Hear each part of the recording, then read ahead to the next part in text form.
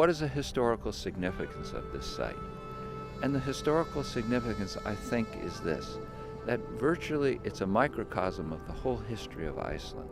We have evidence of the first settlement, the first houses, the first graveyards, cremation graves, inhumation graves, church, and we can see the whole development of the country in this one site. That's very unusual.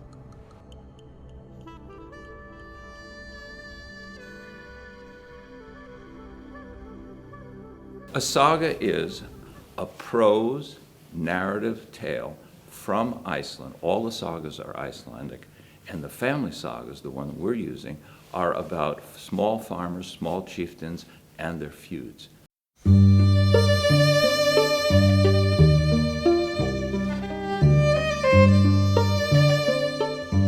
Our archaeology sits within a controversy. Within the controversy, the issue has been how to use the sources. And Icelandic archaeologists have tended, not all, have tended not to turn to these texts and to rather ignore them. There's a bit of a conflict within Icelandic archaeology, and Jesse is on the side that believes that the sagas, at least in part, represent actual people and actual places. And there are people on the other side that think they're just stories. Personally, I don't believe that the details of the events described actually happened, and probably not a lot of the events described, even the big events, did not happen. What we're doing is a major excavation that is using these texts from the start to see if perhaps they can cast a better light on the material culture. Well, you see, the strange paradox about the Icelandic people is that we are all brought up with the view that the sagas are not just literature but historical accounts. We've used the text also to find our site, and with these texts in hand, they're somewhat like a treasure map, and they've led us to the site. A place isn't a place or isn't interesting until it has a story connected to it. That's what you're looking for, I suppose. I think what you find is that the stories give a meaning to the landscape. Yeah. So in fact, if one wants to understand the landscape of the country over a period of time, that these stories which are in the sagas take us back 1,000 years, so of course it's important. Also, an archaeologist doesn't want to waste time digging just in any hole in any field. You want to find something that then you can connect to the culture and the society.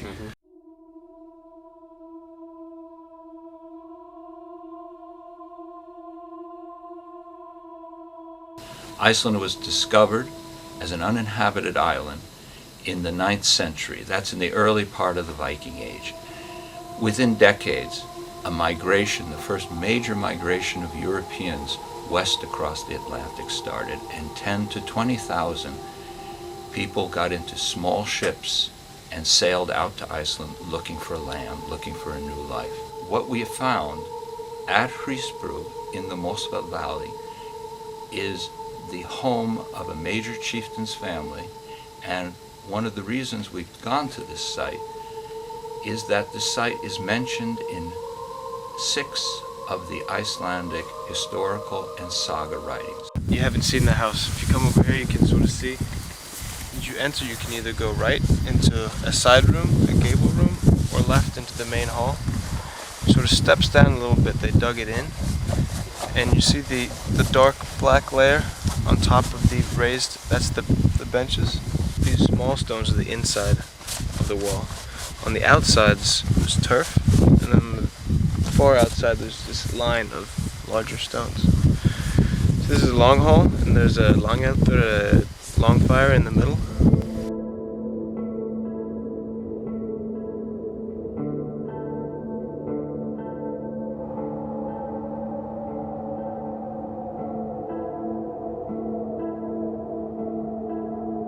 It's hard to estimate how many people lived there, at least 20 and perhaps more. Life was somewhat cramped in this building, and yet for the period, for the time, it's a large, magnificent building.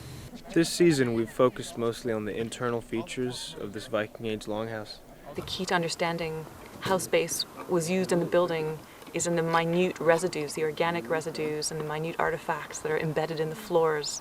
Sometimes the artifact distribution doesn't tell you exactly how the building was used, so I'm hoping that the sediment analysis will be some use. All of the floor layers from the house get collected into buckets based on a 1 meter grid and brought back here to me where I float them. These floor surfaces are covered in all the black, greasy grime that gets packed into the floor where people were walking on and living on. So all of the charcoal, all of the bones from their fires, things they were eating, stuff that they just dropped, all gets packed into these floors, which is why it's critical that we take such care with them. We can help determine where people are actually building in this area, in this valley. It is a glass bead covered with gold foil, I think. And I found it when I was doing flotation. We have a number of, unusually high number of glass beads found. I think we're up in the 30s now, the number of beads, which I understand is more than have been found in any other longhouse thus far in Iceland. It's a typical 10th century Viking Age bead. Segmented. It's called double segmented bead. I think it's silver foil on the inside. It's made with wound glass, but with the coating of silver foil on the inside of it. A very interesting find object from this site is the beets. And the interesting part is that we have so many from one single house. There's more than 20 beets from the house. This year, what is rather extraordinary are the number of beads, high status beads, some with small gold around them, others with design, and how many of them we find in the house. That means that people who are essentially of a rich social level were losing material, and among the ones they search for, we find the ones they didn't find. This is supposed to be, if we believe the sagas at all, a house of a very important chieftain, and the material finds of all these beads and these goods points to the fact this is exactly what we have come across. Wow! One of the larger objects that we found was a millstone, or a grinding stone. And from this we can see that the stories that we read in the sagas about importing grain and brewing and providing things for feasts and high status goods had to be true.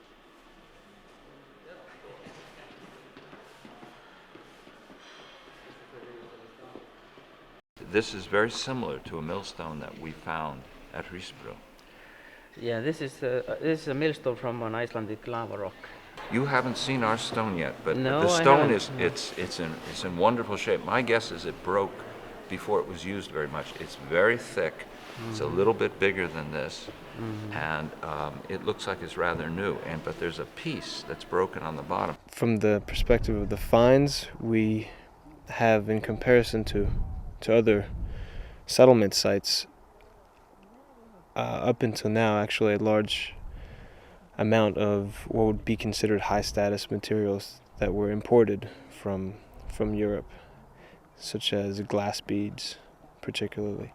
And there's just this year 4 glass beads, rather large, that were decorated with sort of eyes on the side of them that, based on our preliminary research, may have actually been from South Asia. It was a wealthier family that lived here, that probably had many attached servants and probably also slaves. We may get insight into that powerful class of chieftains that were living on this site in the 10th and 11th century.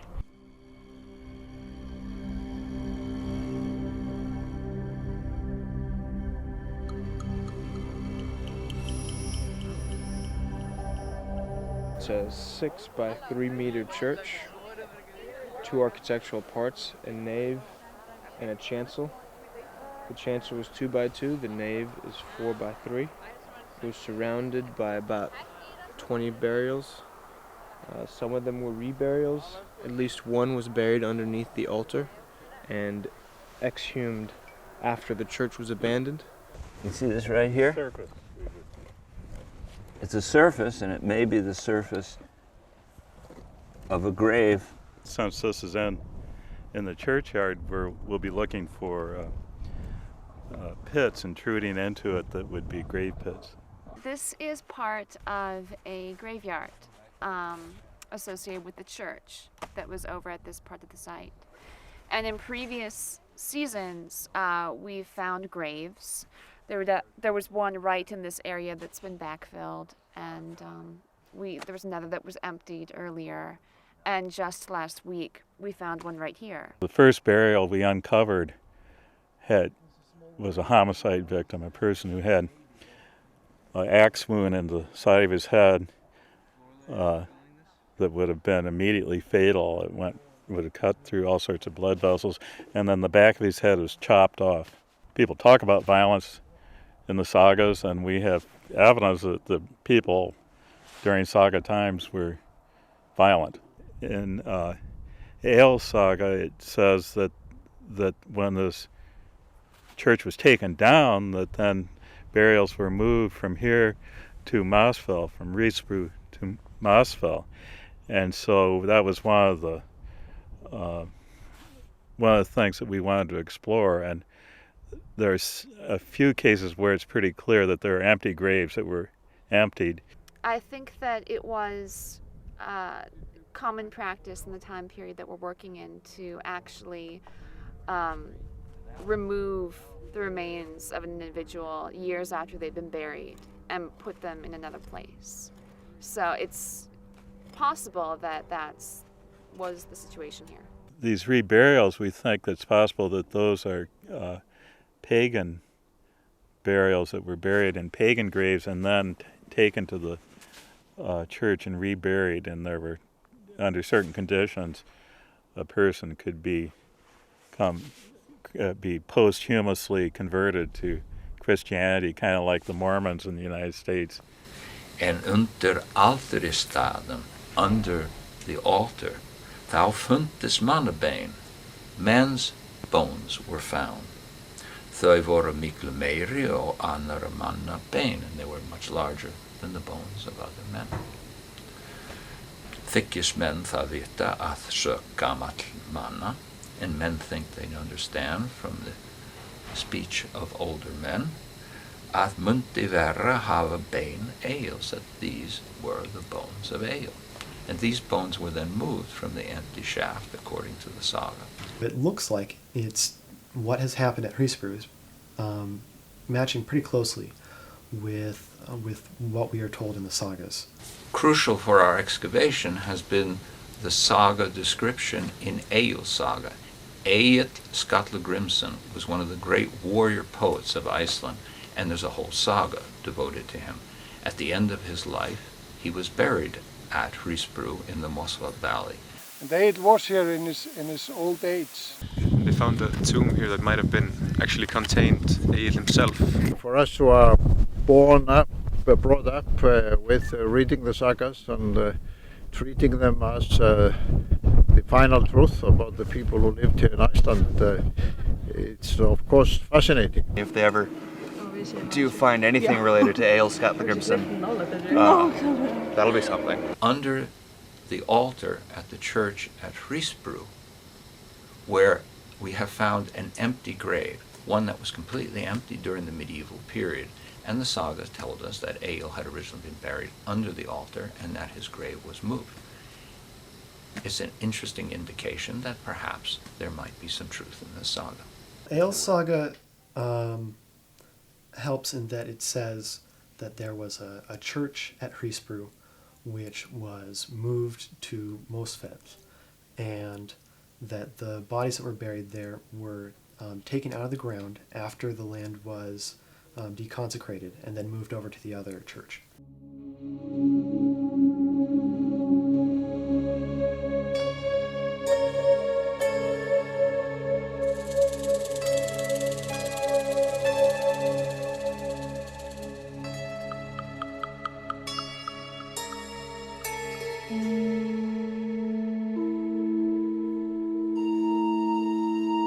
The question is often asked, did Egil really live? It's something I can't answer, but logically, one thinks about it, did the Icelanders, just several generations early, need to invent a man who was a Viking, who lived in Iceland, who came from a Norwegian family, who went abroad, who killed people, who made poetry? In other words, it all fits in the society. There's no way we're ever going to guarantee this man existed, but his story is very plausible. Where do you think we are now, given the excavations that are underway? Have we come to a point where we can reassess somewhat the sagas? I don't expect archaeology to prove incidents in the sagas. Scholars used to believe in the sagas prior to, say, 1950, and then it all changed. What's happening now is very important for our understanding of the family sagas. All these excavations will help us understand them in a better way. How much of the sagas is true, I don't know. But despite this fictionality, at least in part of the sagas, I don't think archaeology has ever contradicted the general image of the history and the society of Iceland that you can read from these sagas, and that is very interesting. If the sort of archaeological findings do not contradict what the sagas tell us, then that's confirmation or lack of disconfirmation of what they say. I think you should use all the information and all the references you can find, and I wouldn't throw out the sagas just because they are sagas. But I wouldn't use it for identifying remains or linking it to one's named person. We always have to be careful also to treat archaeological excavation and the sagas as different data sets. The big question, the big sort of task for us is how to use all the data sets together. I mean, the way I see it is that they're not completely separate, but they deal with different materials, obviously. But if it's like any other problem you're trying to solve, if you only look at half the pieces, you're cheating yourself. So, it's like trying to run a race or trying to solve a puzzle with one eye shut. In Icelandic archaeology, we try to separate the written sources from the excavations, but we can't because there are so much written sources in this. Excavations has proven that we should take more notice of the sagas, because there are things that we have found here that can only be described in the sagas.